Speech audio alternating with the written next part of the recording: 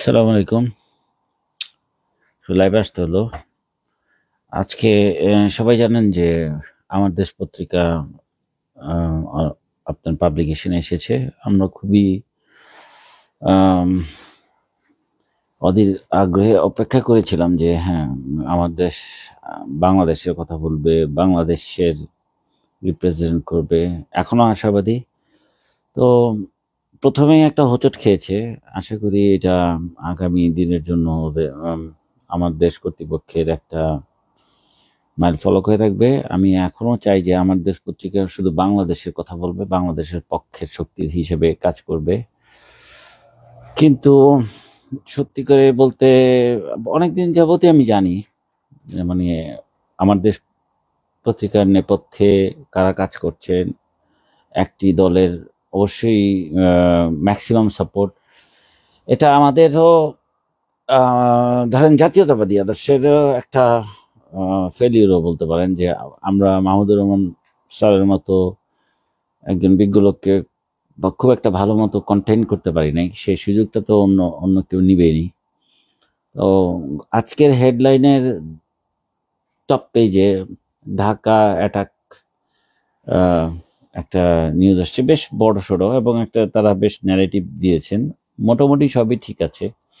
তা আমার ওই জায়গাটায় হচ্ছে যে আমি চাই যে আমার দেশ পত্রিকা যেন ট্যাবলেট বা ওই আপনার স্ট্রিট পত্রিকা না হয়, সত্য খবরটা অবশ্যই তারা দিবে এবং এবং কোনো রকম সুযোগ না থাকে আর কি।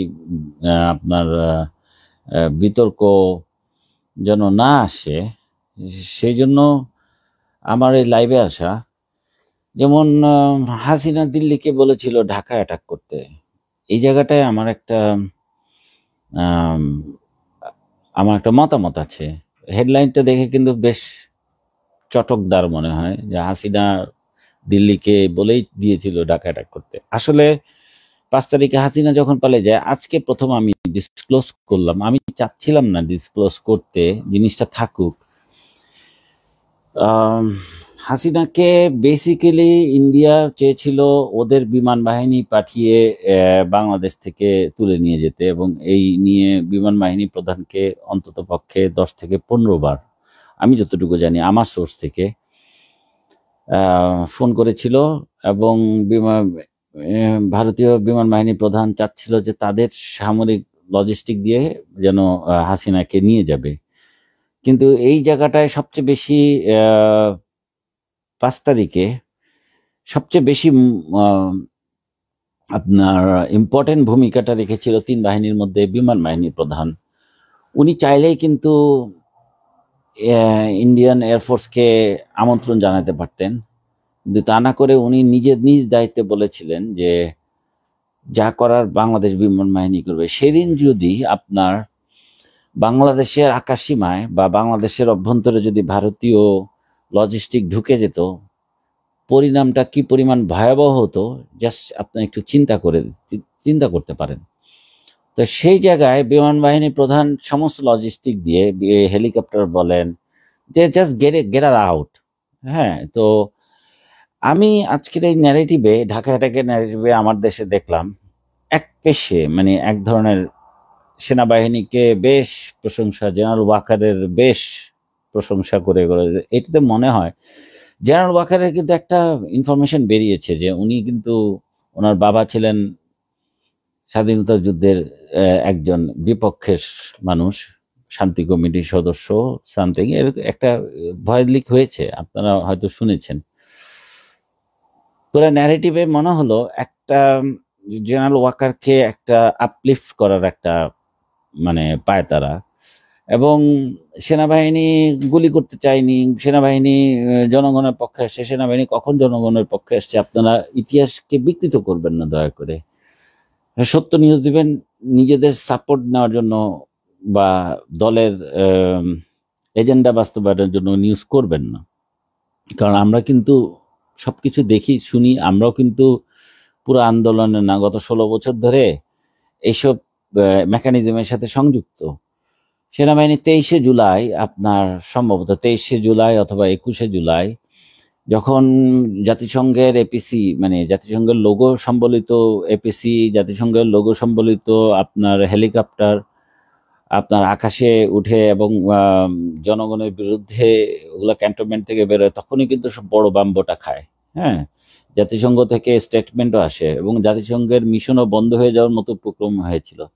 তখন কিন্তু সেনাবাহিনী কিন্তু পুল ব্যাক করে। এই নিয়ে কিন্তু আমরা প্রথম রিপোর্ট করি। এখন আমার ওয়ালে আছে, দেখবেন যে সেই এই ছবি, সেই ঘটনা বা জাতিসংঘের স্টেটমেন্ট। সো এখনো কিন্তু সেই সেনাবাহিনী আছে ক্ষমতায় এবং ওই 20-25 জনের লিস্ট করে আপনার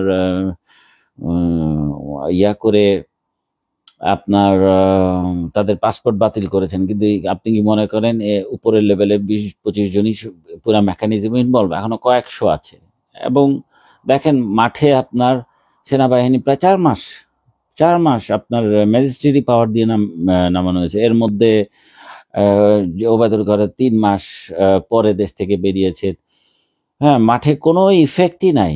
আওয়ামী লীগের লোকজন বহাল তবিয়তে দেশের ভিতরে ঘুরে বেড়াচ্ছে, ষড়যন্ত্র করছে এবং কোনো অ্যাকশন হচ্ছে না। তার মানে কি আপনাদের এই যে আমার দেশের দিল্লি ঢাকা একা করতে বলেছিল শেখ হাসিনা এবং জেনারেল ওয়াকার সেদিন বা 3 বাহিনীর প্রধান সেদিন যে শেখ হাসিনাকে নিবৃত করেছিল, এইসব জিনিস বলে what you are trying to gain?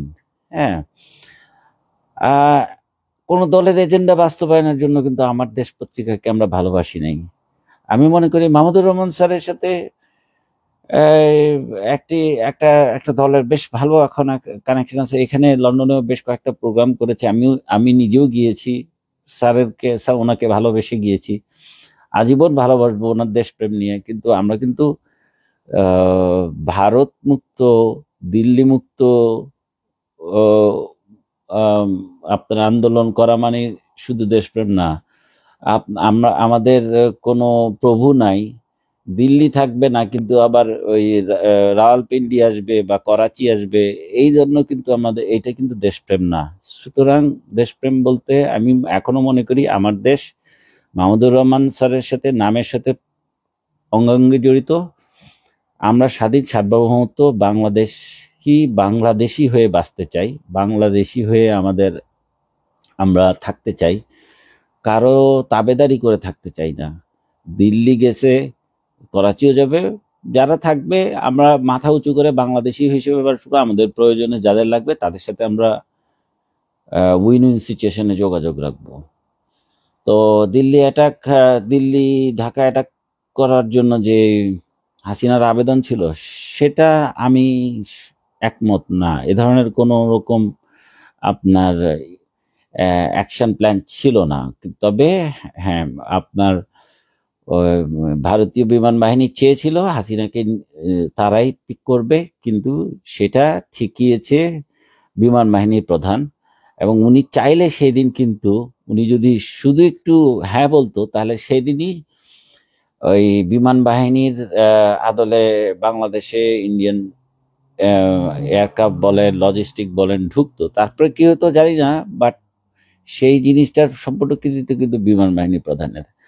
ধন্যবাদ, ভালো থাকবেন। আমি আমার দেশের আরো শুভকামনা করি, তবে আপনারা সমালোচনার ঊর্ধ্বে থাকবেন এবং কোনো পার্টিকুলার দলের এজেন্ডা বাস্তবায়ন করবেন না। ধন্যবাদ।